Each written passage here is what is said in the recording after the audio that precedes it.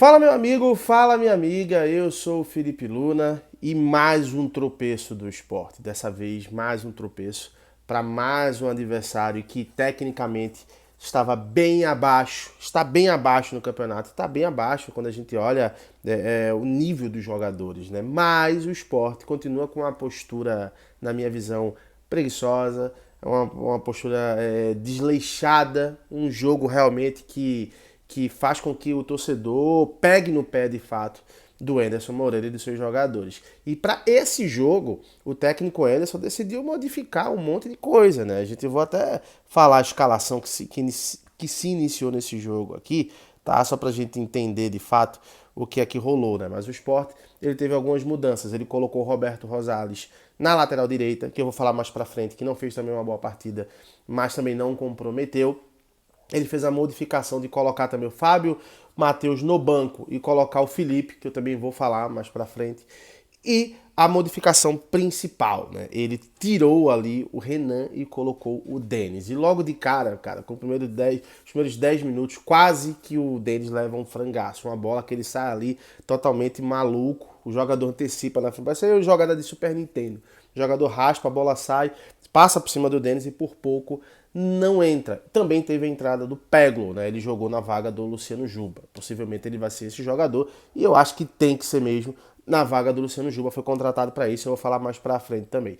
E o Sport começa o jogo de forma muito tentando se policiar para não fazer bobagem no início do jogo, mas não adiantou muito, porque num vacilo ridículo ali do Sabino, que vai tentar tirar com a direita, puxar a bola, poderia ter estourado a bola, dar um vacilo na frente do atacante, que cruza e o Botafogo já começa o jogo. Detalhe, o Botafogo acho que ele vinha, acho que era 4 jogos sem fazer o gol, 5 jogos sem fazer um gol, e aí volta a fazer gol contra o Sport. E o Botafogo abre fazendo 1-0. Depois que abre, óbvio, sempre que o time leva um gol, ele vai tentar ir para uma bafa, né? Vai tentar ir ali para um contra-ataque, vai tentar ali fazer alguma jogada diferente ali para tentar aquele abafa para poder empatar logo e acabou dando certo. Primeiro eu quero falar do primeiro lance do Facundo Labandeira, tá? O Facundo Labandeira, que foi o pior jogador do Sport disparado na partida, perdeu praticamente todas as jogadas de velocidade, perdeu 2 gols de cara, inclusive o primeiro que ele perdeu não tinha realmente zagueiro, era ele o goleiro,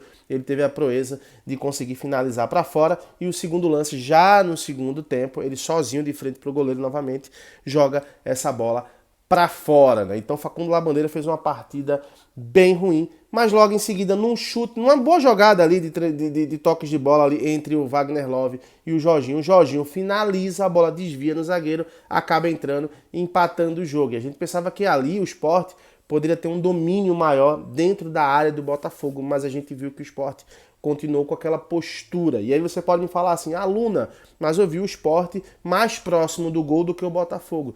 Mas é pela deficiência do Botafogo. O Botafogo tem uma defesa muito ruim.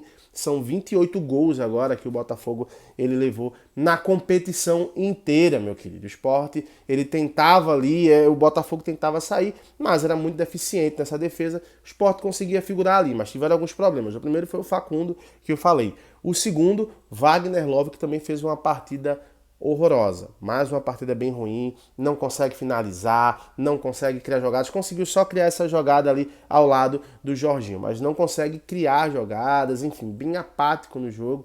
Né? Até corre, se esforça, se dedica, mas quando tem a bola no pé acaba fazendo um monte de bobagem. Né? E também a gente tem que falar do Peglo, que por mais que eu achasse que no primeiro tempo ele deveria ter recebido mais bolas, porque o Sport tentou sempre aquele lançamento das defesa, ataque, que não funciona, mas o Peglo também fez uma partida bem ruim. Acho que o Peglo ele poderia chamar um pouco mais a responsabilidade para ele. Daí o primeiro tempo foi dessa forma, acabou terminando em 1-1. E quando a gente esperava que no segundo tempo o Anderson ele fosse modificar, por exemplo, tirar ali o Facundo que estava fazendo uma partida bem ruim, ou até mesmo tirar o Wagner Love, por que não? Já que era um jogador que não estava fazendo uma boa partida, ele não mexe, e ele mantém o time, e o time mantém os mesmos erros.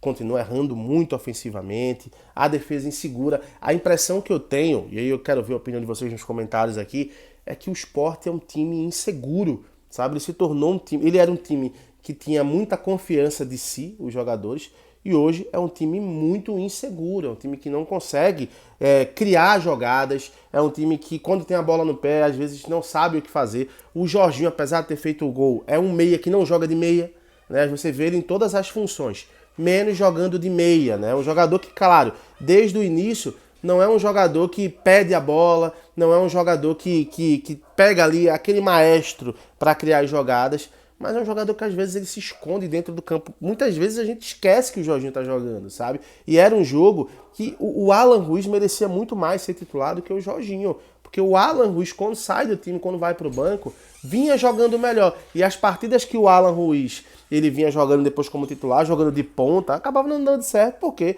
o Jorginho, o Alan Ruiz, de fato, ele não é ponta, né? E acabou que ele não conseguia render. E no segundo tempo, cara, não teve muita diferença. O Sport fez algumas modificações, colocou o Edinho, que também nem fede nem cheira, não conseguiu criar jogadas. Colocou o Michel Lima, que entrou com muita vontade, mas não conseguiu render. Colocou o Fábio Matheus, né? Ele colocou os jogadores que poderia jogar, mas o Sport, mais uma vez, não consegue criar as jogadas e, mais uma vez, sai sem conseguir vencer, o que é já o quarto jogo sem conseguir vencer. Quem olha na tabela, pensa o seguinte, tá bacana, o Sport empatou, mas continua na vice-liderança. Só que se a gente for analisar a tabela, irmão, nesse momento, o Sport, a diferença do Sport para o quinto colocado é de apenas 2 pontos.